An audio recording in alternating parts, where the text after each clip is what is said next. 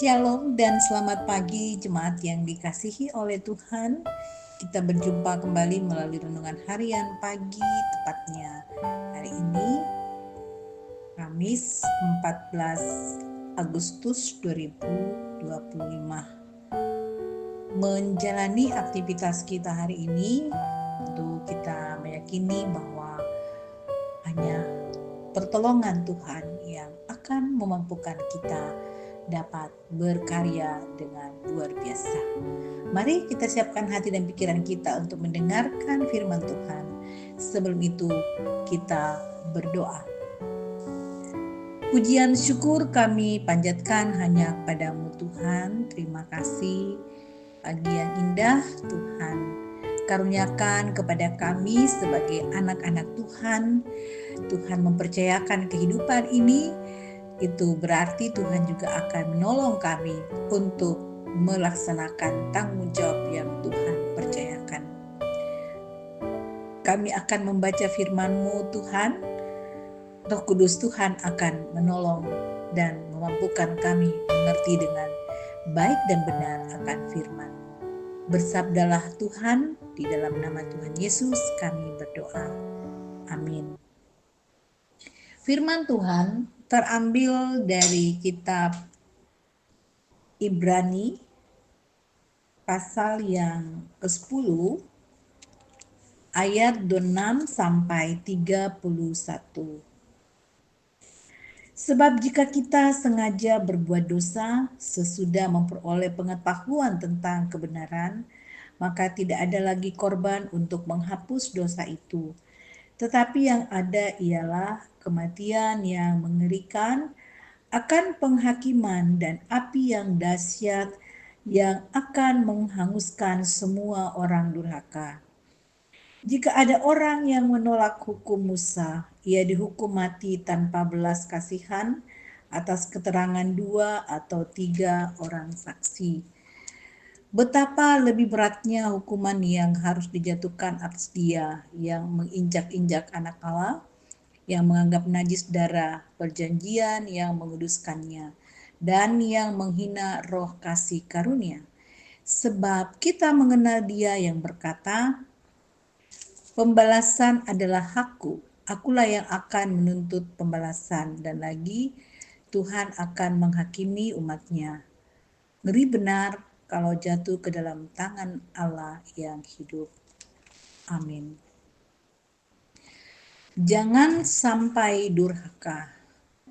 Salah satu kisah sedih yang mungkin pernah kita dengar adalah mengenai orang-orang Kristen yang pernah begitu baik, setia, dan bersemangat, tapi kemudian menjadi murtad, entah karena sebab apa. Yang pasti kemurtadan memang bisa terjadi. Penulis surat Ibrani sangat prihatin dengan terjadinya kemurtadan, terutama karena pengaruh ajaran yang berpengaruh di kalangan orang Kristen asal Yahudi. Mereka terpengaruh oleh ajaran yang menekankan keharusan mengikuti tradisi umat Israel, terutama sunat. Hal itu juga menjadi masalah bagi mereka yang bukan orang Yahudi, sebab mereka pun diharuskan mengikuti tradisi Yahudi. Oleh penulis surat Ibrani, orang-orang Kristen yang menganut paham demikian disebut sebagai orang yang sengaja berbuat dosa setelah mengenal kebenaran, dan bagi mereka itu tidak ada lagi korban untuk menghapus dosa. Mereka disebut orang durhaka yang akan dihanguskan oleh api penghakiman. Jika penulis surat Ibrani menyebut kengerian yang akan dialami oleh orang durhaka, orang yang menginjak-injak anak Allah, menghina roh kasih karunia, itu bukan untuk menakuti, bukan pula untuk menggambarkan Allah sebagai pendendam. Semua itu dimaksudkan untuk menegaskan bahwa kasih Allah yang kekal dan secara sempurna dinyatakan di dalam dan melalui Kristus tidak meniadakan penghakiman. Inilah ketegasannya bahwa sesudah Kristus tak ada lagi korban lain untuk menghapus dosa. Sesudah Kristus yang masih akan terjadi adalah penghakiman. Kristus adalah perjanjian terakhir. Oleh karena itu, setiap orang harus mengambil keputusan menerima atau percaya dan hidup atau menolak dan binasa. Kamu atau kita semua telah menerima Kristus, berarti kita telah mengenal kebenaran di dalam Dia. Sangat menyedihkan jika ada yang mengaku percaya tetapi kembali berkanjang dalam dosa. Terjatuh karena kelemahan sebagai manusia berdosa. Mungkin saja terjadi, tetapi terus berbuat dosa dalam kesengajaan adalah kedurhakaan. Berkanjang di dalam dosa mungkin bisa berlangsung lama, dan itu pertanda bahwa Allah berpanjang sabar, tetapi di hari penghakiman semua itu pasti berakhir dalam kengerian. Jangan sampai terjadi. Amin. Mari kita berdoa. Ya Tuhan, terima kasih firman-Mu yang sungguh meneguhkan kami pada pagi hari ini. Mampukan kami sebagai anak-anak Tuhan agar kami jangan sampai durhaka kepada Tuhan. Kami selalu setia dan benar-benar mengikuti segala apa yang Tuhan kehendaki. Terlebih kami dijauhkan dari segala dosa yang dapat menghalangi sukacita kami dan dapat merusak hubungan kami dengan Tuhan. Berkati seluruh jemaat untuk berkarya hari ini ya Tuhan, dilindungi oleh Tuhan dan berkati oleh Tuhan.